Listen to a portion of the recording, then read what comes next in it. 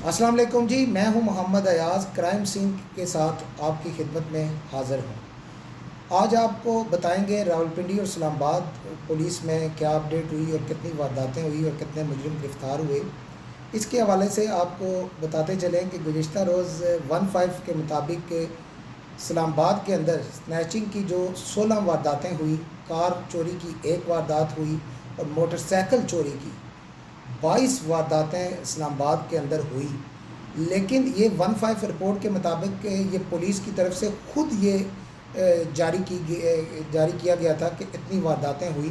لیکن آج جب جو آئی جی اسلام آباد کے ترجمان ہیں ان کی طرف سے یہ بھی کہا گیا ہے کہ اسلام آباد کے اندر 50% جو کل کی جو رپورٹ تھی جو 15 کے مطابق جاری ہوئی تھی، اس کے مطابق 50% جرم میں کمی بھی آئی ہے اور موٹر سائیکل کوئی چھینے نہیں گئے۔ لیکن 15 رپورٹ کے مطابق یہ بھی پولیس کی طرف سے جاری کردہ رپورٹ ہے، اس کے مطابق 22 موٹر سائیکل، 1 کار اور 16 وارداتیں ہوئی اور اس کے علاوہ شہری دیگر مالیت سے بھی محروم ہوئے۔ اور پولیس نے تھانہ ترنول کے علاقے سے اسلام آباد پولیس نے تھانہ ترنول کے علاقے سے ایک فیملی پر فائرنگ کی گئی تھی اور عورت کو قتل کر دیا گیا تھا اور مرد زخمی ہو گیا تھا، اس قاتل کو بھی گرفتار کر لیا۔ یہ اسلام آباد پولیس کا اچھا کام ہے، لیکن جرم کی سطح میں کوئی کمی نہیں آئی۔ اور اس کے بعد آئی جی اسلام آباد علی ناصر رضوی صاحب کی طرف سے ایک آج بڑا پیغام جاری ہوا ہے، جس میں کہا گیا ہے کہ اسلام آباد پولیس کا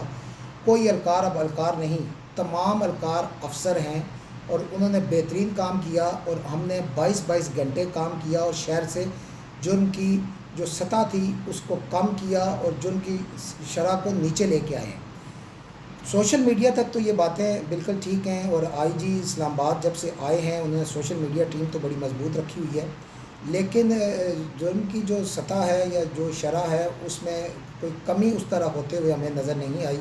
اور دن بہ دن وارداتیں بڑھتی بھی جا رہی ہیں، وارداتیں ہو بھی رہی ہیں۔ یہ جو 22 موٹر سائیکل اسلام آباد سے چھینے گئے ہیں، تو یہاں پہ تو سیف سٹی سسٹم ہے، ہر گلی ہر محلے ہر سیکٹر میں کیمرہ لگا ہوا ہے، تو پھر یہ اسلام آباد سے کیسے یہ وارداتیں ہو رہی ہیں؟ ان پر بھی آئی جی اسلام آباد کو نظر رکھنی ہوگی۔ اور دوسری طرف جو ایک کرائم ڈائری تھی وہ تو اب اس سے میڈیا کو دور رکھنے کی بھرپور کوشش کی جا رہی ہے اور جرم چھپانے کی بھرپور کوشش کی جا رہی ہے، لیکن پھر بھی وارداتوں میں کمی نہیں آ رہی۔ اسی طرح راولپنڈی پولیس کی طرف اگر آپ کو لے کے چلیں تو سی پی او راولپنڈی خالد ہمدانی صاحب مختلف تھانوں میں اور مختلف افسران سے میٹنگز بھی کر رہے ہیں اور جرم کو کم کرنے کے لیے احکامات بھی جاری کر رہے ہیں۔ مندرہ پولیس نے بھی کئی مجرم گرفتار کیے، لیکن انہوں نے ایک مویشی چور کو گرفتار کیا جس سے 35 لاکھ مالیت کے مویشی برآمد ہوئے، ایک کیری ڈبہ اس شخص سے برآمد ہوا اور وہ شخص مندرہ پولیس نے گرفتار کیا اور اب اس کو چلان کیا جائے گا۔ اور ایس پی کا کہنا تھا، متعلقہ ایس پی صاحب کا یہ کہنا تھا کہ بھرپور کیس بنا کر اس شخص کو سخت سے سخت سزا دلوائی جائے گی۔ تھانہ صادق آباد نے بھی 2 مجرموں کو گرفتار کیا، جس میں شاہد اور علی حیدر نامی شخص شامل ہیں اور یہ بھی اشتہاری مجرم تھے اور ان کو تھانہ صادق آباد نے گرفتار کیا۔ مورگا پولیس بھی مختلف اپنے علاقوں میں سرچ آپریشن کر رہی ہے۔ سرچ آپریشن کے دوران 25 گھروں کی تلاشی لی گئی، 60 افراد کو چیک کیا گیا اور 15 دکانوں کی بھی تلاشی لی گئی اور وہاں بھی متعلقہ ایس پی صاحب کا کہنا تھا کہ سرچ آپریشن ایسے ہی جاری رہے گا اور ہماری کوشش ہے سرچ آپریشن کے ذریعے علاقے سے جرم پیشہ افراد کا خاتمہ کیا جا سکے۔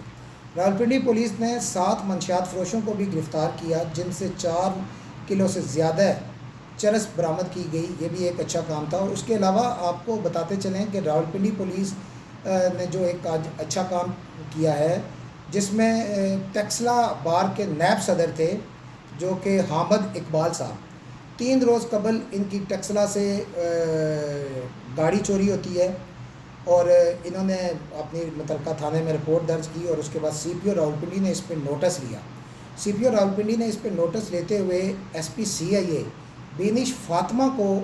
یہ ٹاسک دے دیا گیا کہ یہ گاڑی برآمد کی جائے۔ بینش فاطمہ نے اس کے اوپر بھرپور کام کیا اور ٹیکنالوجی کو استعمال کرتے ہوئے گاڑی کا سراغ لگایا، گاڑی کے پی کے سے برآمد کر لی گئی۔ آج ہائی کورٹ بار کے صدر کے ہمراہ ٹیکسلا بار کے نیب صدر نے حامد اقبال نے جواد خالد کے ہمراہ، جو کہ ہائی کورٹ بار کے صدر ہے،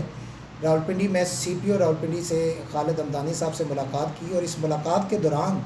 بینش فاطمہ ایس پی سی اے بھی موجود تھی،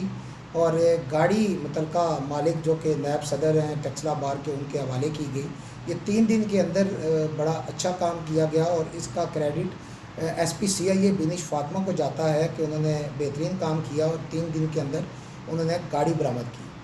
تو اسی طرح مختلف آپ کو ہم جو راولپنڈی اور اسلام آباد میں وارداتیں ہوتی ہیں ان سے آگاہ رکھنے کی کوشش کرتے رہیں گے، اور اس پر اگر اسلام آباد پولیس کے ترجمان یا راولپنڈی پولیس کے ترجمان یا کوئی ذمہ داران پولیس کے افسر اپنا موقف دینا چاہیں تو ان کو بھی ہم ضرور پروگرام میں شامل کریں گے۔ اگر وہ ہمیں بتانا چاہیں کہ کوئی جو ہم نے یہ ایک رپورٹ بنائی اس میں اگر کوئی چیز ہماری طرف سے غلط ہے تو وہ ضرور ہمیں بتا سکتے ہیں، ہم اس کو درست کر کے بھی وہ کریں گے۔ ہمارے مطابق ہم نے جو بتایا یہ پولیس کی طرف سے ہی جاری کردہ چیزیں ہیں جن کے اوپر آپ کو بتایا۔ تو راولپنڈی پولیس کی طرف سے بھی کرائم ڈائری جو ہے وہ جاری نہیں ہوتی۔ کرائم کو میں سمجھتا ہوں چھپانے کے لیے یہ سارے کام کیے جاتے ہیں۔ کرائم ڈائری جاری ہوتی تھی، میڈیا تک وہ پہنچتی تھی، اس سے پتہ چلتا تھا کہ کتنی وارداتیں ہوئی، لیکن کرائم ڈائری نہ جاری کرنے سے اسلام آباد اور راولپنڈی پولیس جرم کے اوپر کنٹرول نہیں کر سکتے۔